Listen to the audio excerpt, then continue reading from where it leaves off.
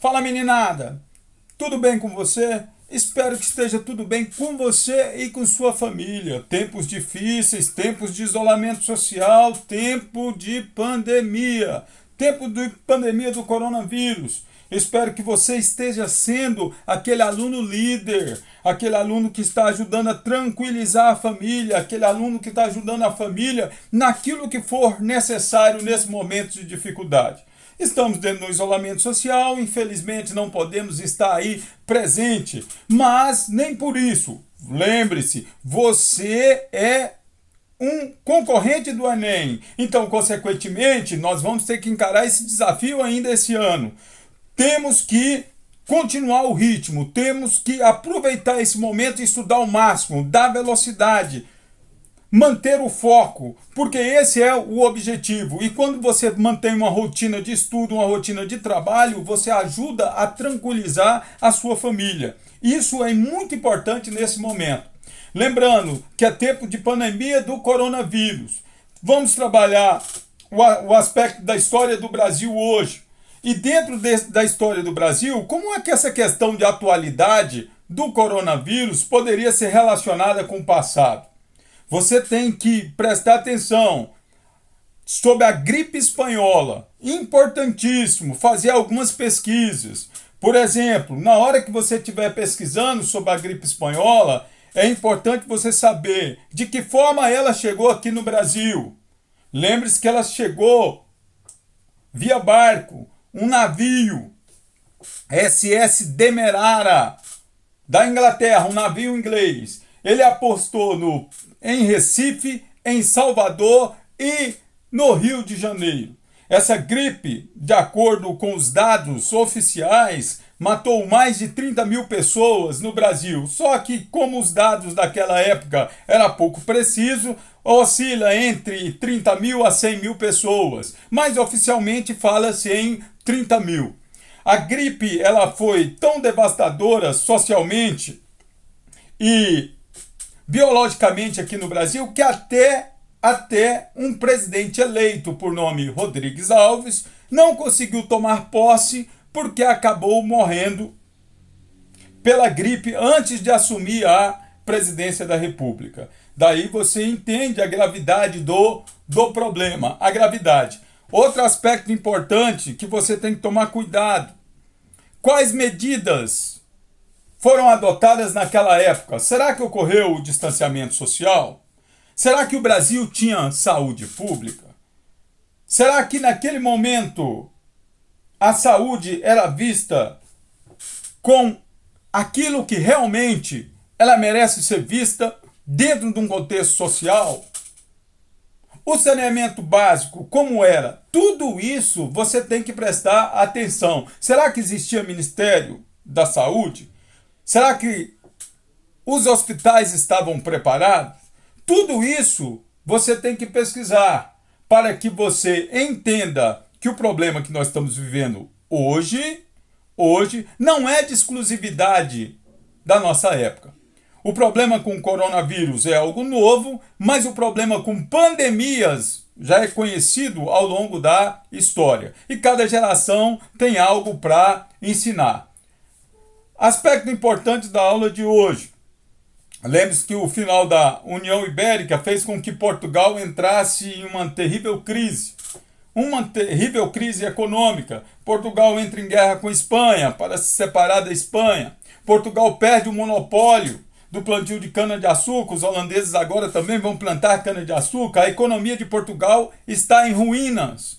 E Portugal tem que se recuperar economicamente. E uma das principais medidas adotadas era explorar as colônias com maior eficiência. E a principal colônia portuguesa era o Brasil. Então, consequentemente, tem que se explorar o Brasil com maior eficiência. Lembre-se que, de acordo com o mercantilismo, a colônia só existia para enriquecer a metrópole. E agora Portugal necessita, de certa forma, de uma maior eficiência para fortalecer a sua economia. Para que isso ocorresse, foi criada algumas companhias de comércio aqui no Brasil.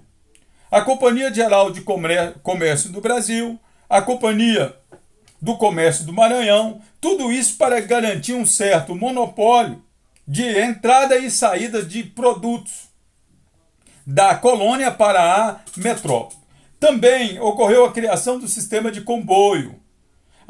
Toda a mercadoria que fosse sair daqui do Brasil só poderia sair para Portugal em sistema de comboio, uma tentativa de evitar os assaltos, os saques dos piratas em alto mar. Tudo isso para garantir que aquilo que fosse explorado chegasse com maior eficiência a Portugal. Mas, logicamente, a solução de crise do governo português é tão intensa que eles necessitam de descobrir a razão pelo qual ocorreu a chegada dos portugueses aqui no Brasil. Ocorre a necessidade de fazer uma interiorização do Brasil com maior eficiência para ver se existe realmente ouro nessas terras. Lembrando que quando nós estudamos a interiorização do Brasil, ela não é só decorrente da ação de Bandeirantes. Outros fatores ajudam a entender a dimensão do território brasileiro. Lembrando que o primeiro ciclo, a plantação de cana-de-açúcar, ela foi no litoral. Consequentemente, o gado foi empurrado para o interior, principalmente daquela região do Rio São Francisco. Então, o gado é um dos elementos que ajuda a entender o processo de interiorização do Brasil. O outro são os militares. Aonde os militares portugueses adentravam ao território brasileiro, eles construíam fortes e ampliavam o território, afastando da costa. Nós também possuímos a figura dos jesuítas, que buscavam o contato com os índios, visando a catequização. Daí o processo também de interiorização. Os bandeirantes, que buscavam metais preciosos, cortando essas terras. Então, consequentemente, o processo de interiorização do Brasil é ligado a vários fatores, militares, gados, jesuítas, bandeirantes. Agora, os bandeirantes tiveram uma função primordial, que é a descoberta de metais preciosos. Eu tenho dois formatos de expedições. Eu tenho as entradas, que são expedições oficiais, organizadas pela coroa portuguesa, em busca de metais preciosos. As entradas, elas eram limitadas ao Tratado de Tordesilhas. Então lembre-se, as entradas eram expedições oficiais, organizadas pela coroa, em busca de metais preciosos. Mas juridicamente era limitada pelo Tratado de Tordesilhas. Tivemos também as bandeiras. Essas eram organizadas por particulares. Possuíam fins lucrativos. Entenda isso. E as bandeiras se deram de três formas distintas. Eu tenho as bandeiras apresadoras. Essas visavam capturar os índios para vendê-los como escravos. Existiam também as bandeiras prospectoras. Essas buscaram metais preciosos e foram responsáveis pela descoberta de ouro aqui no Brasil. E tem o sertanismo de contrato, que era o braço armado, que defendia os engenhos contra a ação de negros, provenientes dos quilombos, e de índios hostis. Então, as bandeiras eram organizações particulares. Quantos tipos diferentes? 3. Apresadora, prospectora e o sertanismo de contrato. Elas foram responsáveis pela descoberta do ouro em território brasileiro. É importante que você saiba que o ouro, aqui na região de Minas Gerais,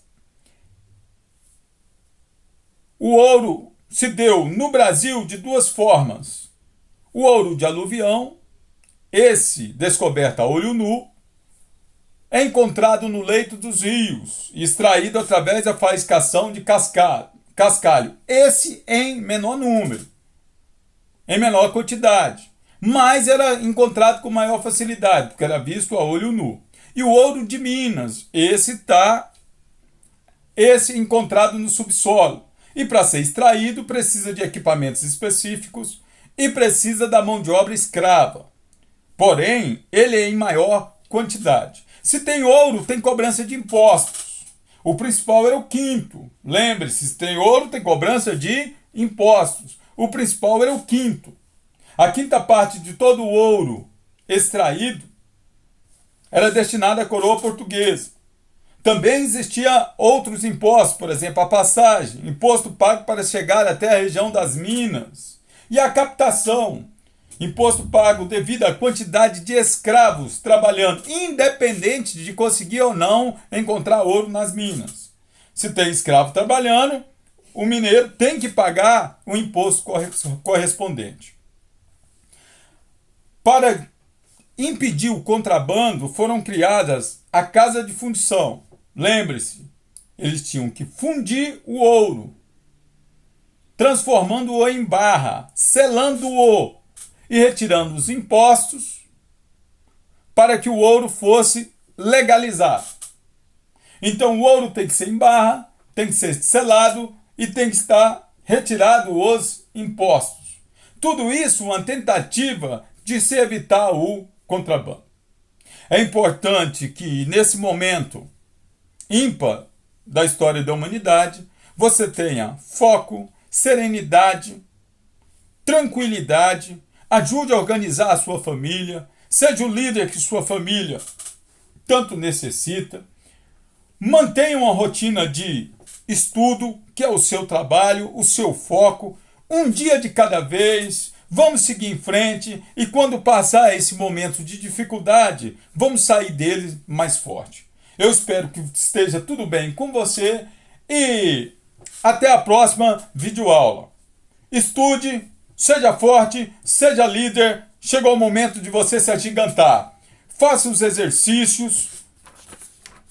Aqueles que eu enviar, eu gostaria muito que você também utilizasse o seu livro e fizesse o exercício da página 63 e página 64, para que a gente possa fazer um trabalho mais redondo dentro desse momento. Espero você na próxima videoaula. Sucesso! Até a próxima!